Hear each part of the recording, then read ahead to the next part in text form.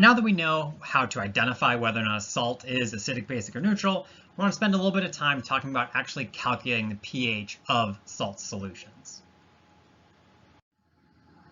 So we'll do an example. What is the pH of 0.03 molar calcium hypochlorite? And so this example, we're starting to see a lot of the times, a lot of the acids and bases we're dealing with are ions themselves, and how we actually get them in solution is as a salt, right? There's going to be some sort of salt because they're paired with some sort of other ion to get them dissolved in solution. So this is a really common way we prepare acid-base solutions. So what is the pH of 0.03 molar calcium hypochlorite? So what is the pH of 0.03 molar calcium hypochlorite? So one of the things we want to think about is if we want to know the pH, we know that's really a measure of the acidity. And so, we want to think about, well, what's in the solution that will cause the acidity of the solution to change? And so it's going to come from the calcium hypochlorite. Right? And we know that this is a salt, okay? And so now we have a salt here, and that salt is going to dissolve.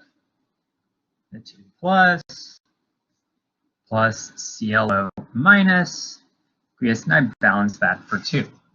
So when I really have a solution of calcium hypochlorite, I really have calcium and hypochlorite. And so the question is, are these things acids or bases? Well, if I'm looking at, start with the calcium, we can see it has no H, so not acid. And it's a cation, so that would mean not a base. The other thing we can see is kind of overall, we can always know that for group 2A, they're neutral. So this thing is group 2A, so it's going to be neutral. So then what about hypochlorite, ClO minus? Well, I know for that, there's no H again. So it's not acid. But it is an anion. So it may be a base. In order to figure out if it's a base, we look to the conjugate. And the conjugate for ClO minus is HClO, which is a weak acid. So HClO is a weak acid. So this thing is a weak base. So ClO minus is capable of doing this reaction where we have ClO minus aqueous plus H2O. That will give me HClO aqueous plus OH minus aqueous. It is a weak base, so it's going to look like this. So functionally, what this problem becomes is a weak base pH problem. When you're dealing with the salt, you do need to figure out what kind of salt it is and what's going on with that.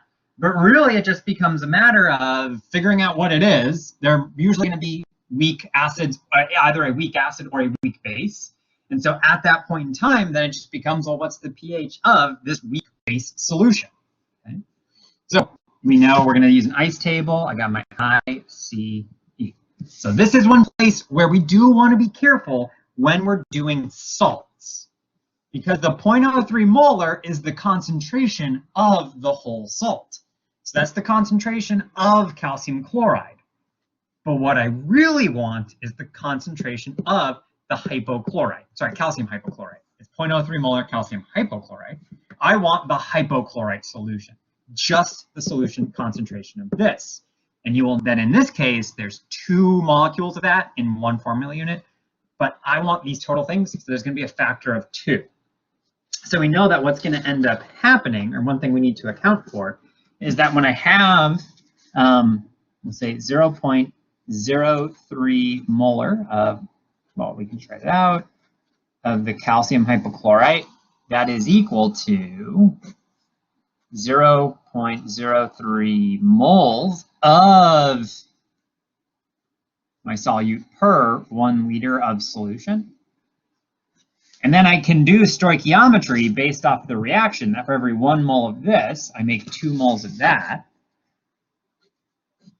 So for every 1 mole of CaClO2, I get 2 moles of the ClO minus. So that tells me overall I'm going to have 0.06 molar of the actual ion.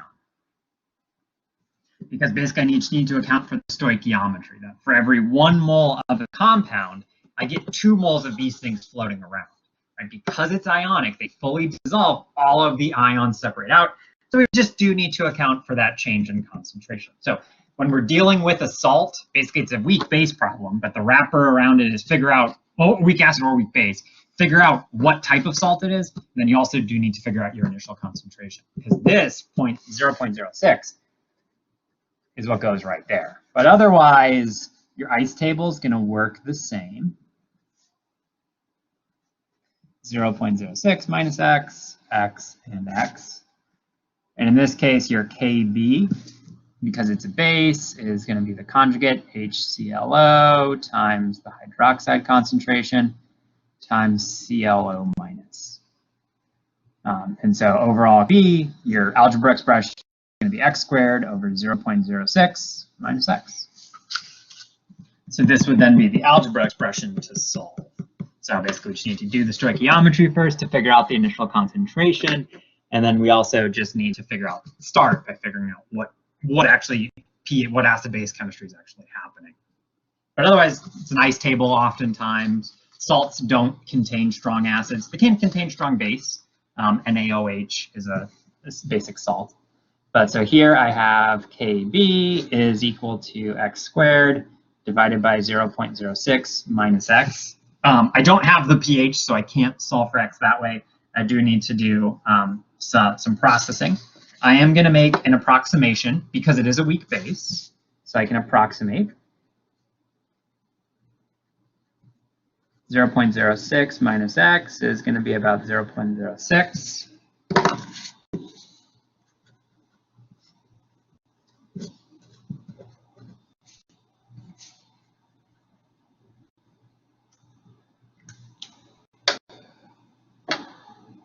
So I need to figure out what Kb is. This is a common issue with weak bases, where we know that the Kb in this case of ClO minus is going to be Kw divided by Ka of the acid, because we can always only look up those acid Ks times 10 to the negative 14th. And the HClO acid, if we look that up, Ka is 3.0 times 10 to the negative 8.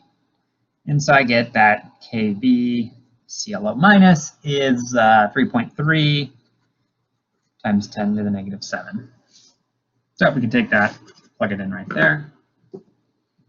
Do our approximation right there.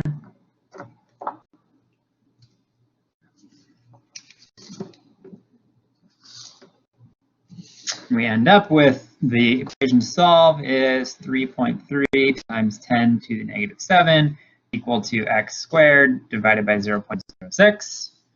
We get that x is equal to the square root, 0.06 times 3.3 times 10 to the negative 7, or that x is equal to 1.4 times 10 to the negative 4.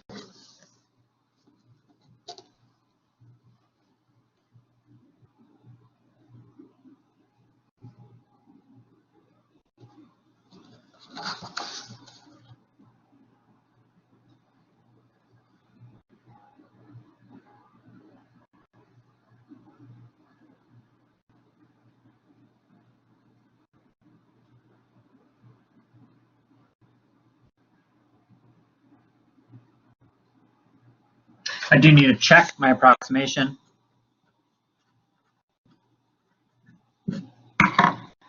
It's change divided by initial times 100. In this case, that's 1.4 times 10 to the negative 4th, divided by 0.06 times 100, which tells me that I am looking at 0.3%, so pretty small.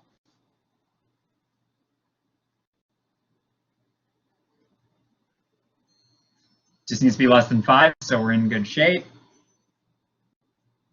Oh yeah, check it off, it's less than 5.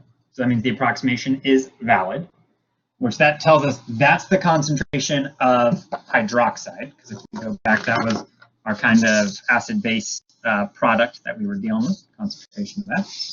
So the concentration of hydroxide is equal to X is 1.4 times 10 to the negative 4 molar. So then I can get that the POH would be the negative log of that value.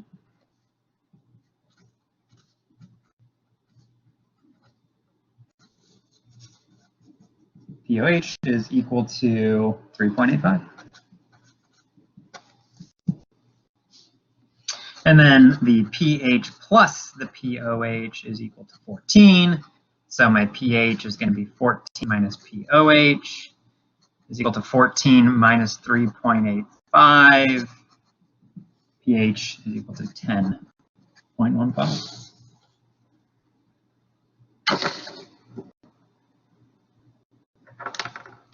So it becomes, a weak base problem like we've seen previously, where the ice table's the setup with the base. You got to figure out Kb usually from the Ka of the conjugate, and then be mindful that you're getting X is not, you can't just take negative log of X to get the pH.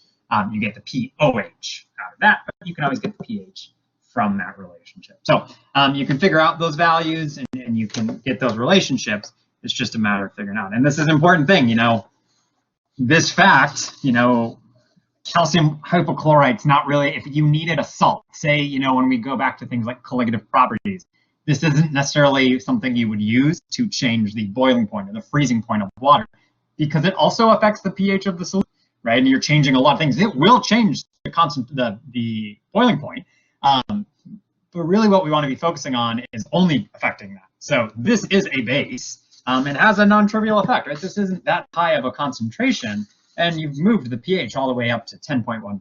You've done a decent amount of change. This is definitely not pure water anymore.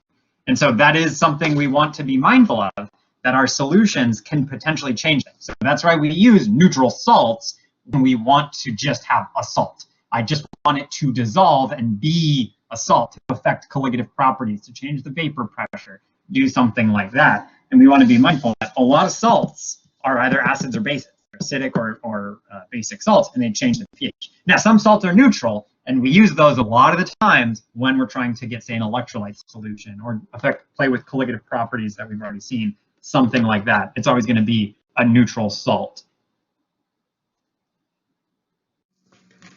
Participation 3.3, question 3. What is the pH of 0.03 molar BaClO42 aqueous?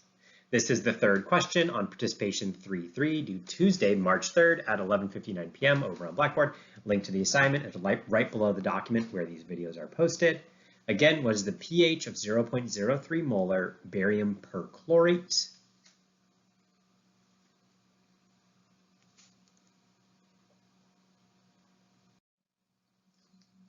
Okay, 3 questions on participation 3.3. You want to find all 3 of those questions, get them answered, and get those answers submitted over on Blackboard by Tuesday evening. For Wednesday, you're going to have the midweek homework due over on Active. We also will do the acid dissociation constants lab, pre-lab, technique and notebook. I'll do 11 by 11 a.m. Before we get started. In that lab, we're going to determine Ka. That was one of the participation questions here. I'll reiterate it again. I think it's an important idea. If you have any questions about anything, let me know. If you want to meet for the upcoming test or anything like that, let me know. Otherwise, enjoy the rest of your day. Answers to participation will go live Tuesday night. Otherwise, that's it for this set of videos. We have lab and then a second set of videos later this week. Otherwise, enjoy yourself. Bye-bye.